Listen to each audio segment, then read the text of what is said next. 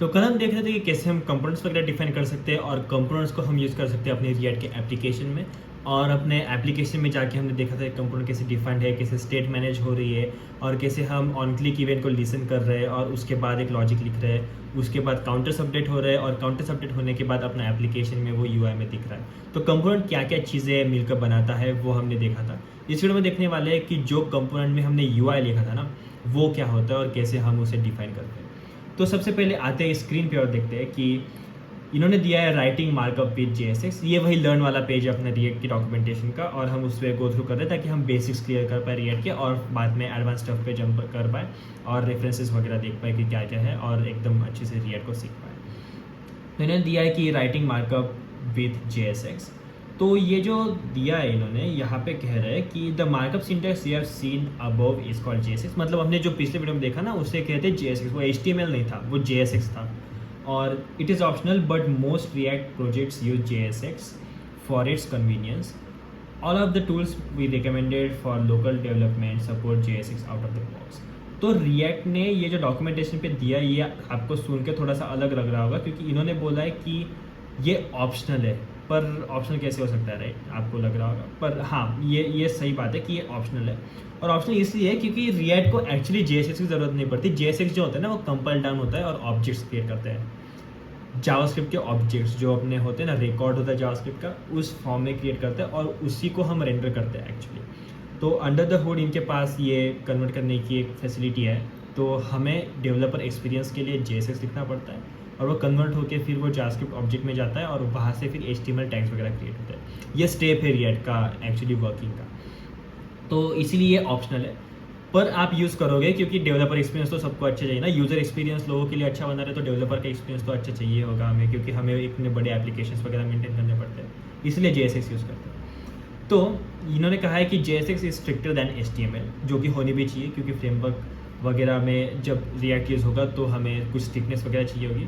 और रिएक्ट जो लाइब्रेरी है उन्होंने उसके अंदर स्ट्रिक्टनेस डाल दी क्योंकि JSX लाइक जावास्क्रिप्ट एक्सप्रेशंस या फिर जावास्क्रिप्ट XML बोलते हैं उसको, तो उससे थोड़ी स्ट्रिक्टनेस वगैरह इन्होंने इनबिल्ट बढ़ा दी क्योंकि ये अंडर द हुड ट्रांसपाइलेशन का काम कर ही रहे हैं ना, मतलब ऑब्जेक्ट्स पे कन्वर्ट करने का और फिर उसमें HTML में कन्वर्ट करने का। तो इन्होंने इसमें स्ट्रिक्टनेस डाल दी ताकि थोड़ा डेवलपर एक्सपीरियंस अच्छा हो और गलतियाँ कम हो अपने से। और you have to close tag like BR। So ये BR टैग, इमेज टैग, वो जो थे ना अपने HTML के टैग जो हमें क्लोज करने की ज़रूरत नहीं पड़ती थी, वो यहाँ पे क्लोज करने पड़ते हैं। ये थोड़ी स्ट्रिक्टनेस का इन्होंने एग्जांपल दिया है। और ये component also can not return multiple JSX tags. तो मल्टीपल JSX टैग्स हम रिटर्न नहीं कर सकते अपने कंपोनेंट में से, एक ही कर सकते हैं टैग। लाइक रिटर्न करते हैं तो एक ही टैग रिटर्न कर सकते हैं। एक टैग मतलब उसके अंदर नेस्टेड हो सकते हैं बहुत सारे, पर सिबलिंग वाले टैग्स नहीं रिटर्न कर सकते। जैसे कि ऊपर डिव डाल दिया, उसके बाजू में लाइक P टैग डाल दिया, तो वो पूरा रिटर्न नहीं होगा, उसको रैप करना पड़ेगा डिव में या फिर फ्रैगमेंट में, जो भी आपको करना है।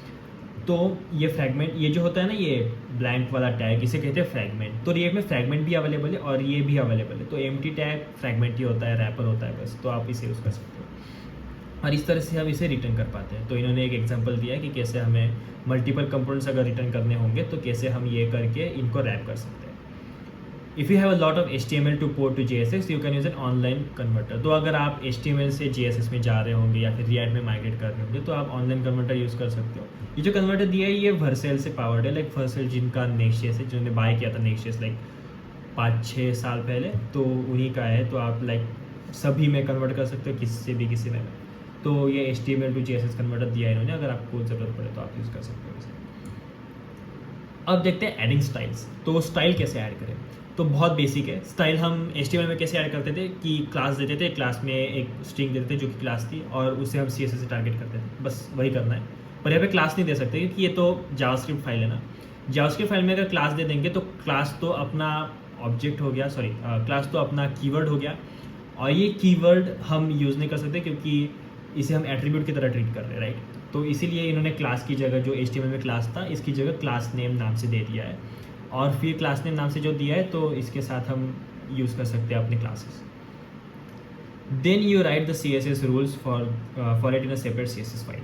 तो आप एक CSS फाइल क्रिएट कर लो और वहाँ पे अपने रूल लिख लो। CSS फाइल तो CSS फाइल ही है, दूसरा कुछ अलग नहीं है। जो HTML वाला CSS था वही CSS है, तो बस उसमें लिख लो। React does not prescribe how you add CSS files। ये इंपॉर्टेंट चीज़ है। In the simplest case, you will add a link tag to your HTML. If you use a build tool or a framework, consult this documentation to learn how to add CSS file to your project. तो React जो library है ये framework नहीं है, तो इनके कुछ set of rules नहीं है कि आपको CSS कैसे यूज़ करनी है। ये बोलते हैं कि आपको जैसे भी यूज़ करनी है कर लो। बहुत सारे तरीके हैं करने के, जैसे कि HTML फाइल में सीधा लिंक डाल दो या फिर अपने app.jsx tsx जो भी कंपोनेंट है या जो भी आपका अलग नाम का कंपोनेंट है उसमें इंपोर्ट कर लो, वहाँ से ट्राई कर लो। बस आपके CSS का रेफरेंस होना चाहिए, बाकी सब कुछ ये हैंडल कर लेगा क्लासेस वगैरह ऐड करना। पर अगर आप फ्रेमवर्क यूज़ कर रहे होंगे ना, तो वो फ्रेमवर्क के हिसाब से चलना पड़ता है। जैसे कि नेक्स्ट.js यूज़ कर रहे होंगे तो मॉड्यूल CSS यूज़ करना पड़ता है आपको, या फिर दूसरा कोई फ्रेमवर्क होगा तो उसके हिसाब से आपको चेंजेस करने पड़ेंगे। तो बस ये कह रहे हैं। अब जाते हैं अपने एप्लीकेशन में और देखते हैं कि यहाँ पे क्या क्या दिया है। तो JSX ये रही अपनी JSX जो हम रिटर्न कर रहे हैं। मल्टीपल टैग रिटर्न नहीं कर सकते। यहाँ पे देखो कितने टैग है। ये पहला टैग, ये H वाला दूसरा, ये div वाला टैग तीसरा और ये P वाला टैग चौथा।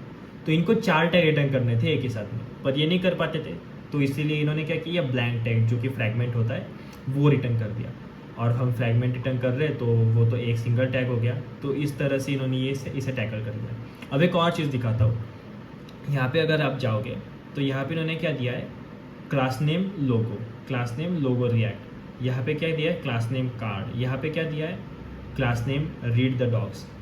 और यहाँ पे जाके देखें तो app.css नाम की फाइल है। यहाँ पे अंदर जाते हैं और देखते हैं कि क्या दिया है। तो ये तो अपनी नॉर्मल वाली CSS है जहाँ पे ये लोगो वगैरह टारगेट किया है, और इससे कार टारगेट किया है, रीड द डॉग्स टारगेट किया है, और इससे हम टारगेट कर रहे हैं। तो इन्होंने जो बोला है कि आप एक तो index.html में अपनी लिंक डाल दो, पर यहाँ पे अगर देखें हम तो यहाँ पे कहीं पे भी CSS की लिंक नहीं है, राइट। तो इन्होंने क्या किया है, यहाँ पे लिंक डालने की बजाय अपने app.tsx में जाके CSS को इंपोर्ट कर लिया तो फाइल का एक्सेस इधर मिल गया, और फाइल का एक्सेस मिल गया तो ये क्लासेस, IDs या फिर की फ्रेम से जो टारगेट कर रहे थे हम, वो सारा टारगेशन मिल गया, और इसकी वजह से ये क्लासेस काम कर रहे हैं। तो अगर मैं इसको यहाँ पे रन करूँ npm run dev करके, और यहाँ पे जाऊँ लोकल होस्ट 5173 वाले पोर्ट पे, तो ये सारा CSS वाले क्लासेस वगैरह दिख रहा है आपको। अगर आपको फिर भी एक बार सही से देखना होगा इसे, तो हम इसे एक्सपेंड करते हैं और इसे एक्सपेंड करते हैं और देखते हैं कि क्या है इसके अंदर। तो देखो class logo react, class card, class read the dogs. तो इस तरह से ये सारे क्लासेस वगैरह आ गए। की फ्रेम भी काम कर रही है, देखो रिएक्ट का लोगो घूम रहा है गोल गोल। तो आई होप आपको समझ में आएगा कि कैसे काम करता है अपना JSX, क्या होता है JSX बेसिकली, और हम कैसे अपने क्लासेस वगैरह ऐड कर सकते हैं। अगले वीडियो में जाते हैं और देखते हैं कि कैसे हम एक्चुअल डेटा रेंडर कर सकते हैं और कंडीशंस वगैरह यूज़ कर सकते हैं, या फिर लिस्ट से रेंडरिंग वगैरह कर सकते हैं। तो मिलते हैं उस अगले वीडियो में, तब तक के लिए थैंक यू, बाय बाय।